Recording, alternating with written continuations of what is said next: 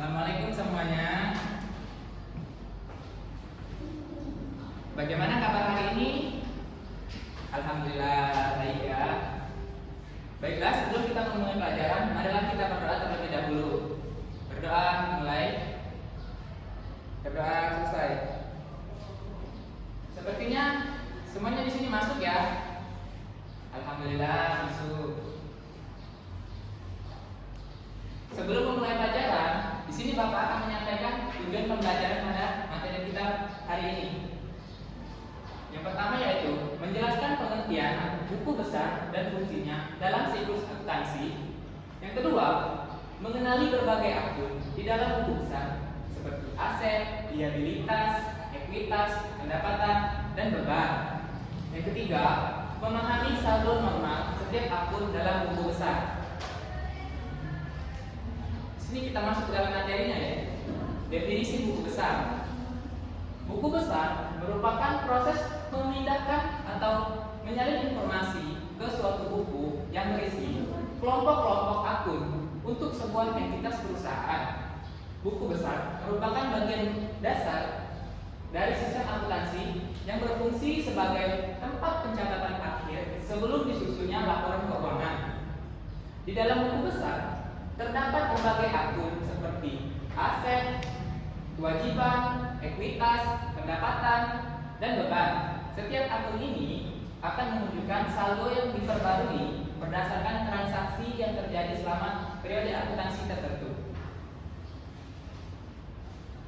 Fungsi dan langkah-langkah. Fungsi buku besar itu fungsinya ada 4. Yang pertama yaitu menyediakan informasi keuangan, menyajikan data yang diperlukan untuk menyusun laporan keuangan.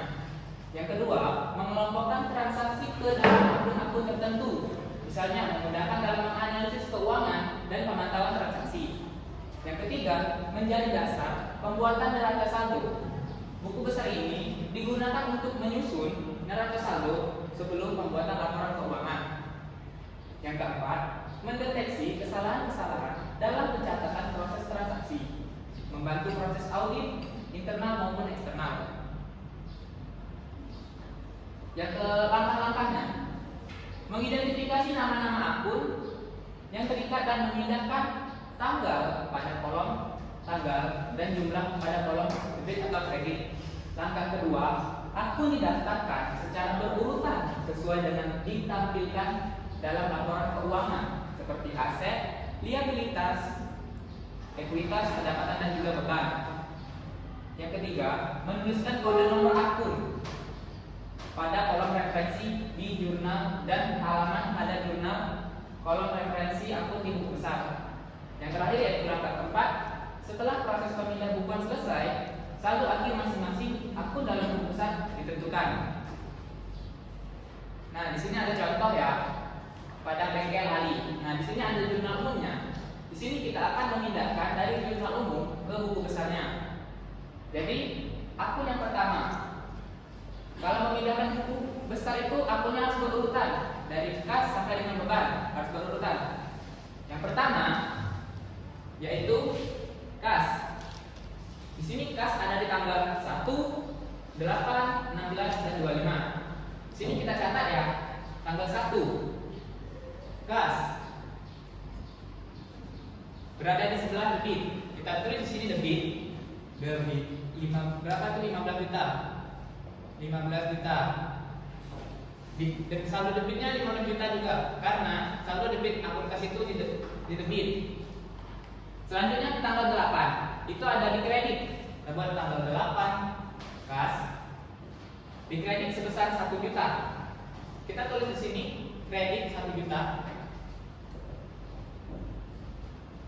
Kalau saldo debit ketemu kredit itu dikurang, berarti 15 juta dikurang 1 juta sama dengan sini 14 juta. Selanjutnya tanggal 16, kita tulis tanggal 16 berada di sebelah debit kas. Itu berada di sebelah debit sebesar 500.000. Kita taruh di debit 500.000 ditambah debit ketemu debit ditambah yaitu sebesar 14.500.000. Selanjutnya di tanggal 28 25, maaf. Tanggal 25 itu kas di kredit sebesar 100.000. Kita tulis di sini kredit 100.000. Nah, kita kurangkan karena saldo debit bertemu kredit ini kurang. Jadi 14.400.000. Ini adalah saldo dari akun kas pada buku besar. Yang kedua, akun peralatan. Itu berada di tanggal 1. Tanggal 1. Peralatan. Berada di sebelah debit sebesar 7 juta. Kita tulis sini 7 juta debit. Saldo debitnya 7 juta juga. Sama seperti kas tadi. Yang kedua itu ada di tanggal 8. Sama seperti tadi, peralatan. Itu debit juga sebesar 1 juta. Kita tambahkan saja 7 tambah 1 jadi 8 juta. Selanjutnya akun modal. Akun modal itu ada di tanggal 1. Kita tulis tanggal 1. Terangannya modal. Modal berada di sebelah kredit. Kita tulis di sini sebelah kredit sebesar 22 juta. Di saldo kreditnya, karena akun modal itu saldo normalnya di sebelah kredit, jadi kita tulis saldo normalnya di sebelah kredit sebesar 22 juta. Selanjutnya,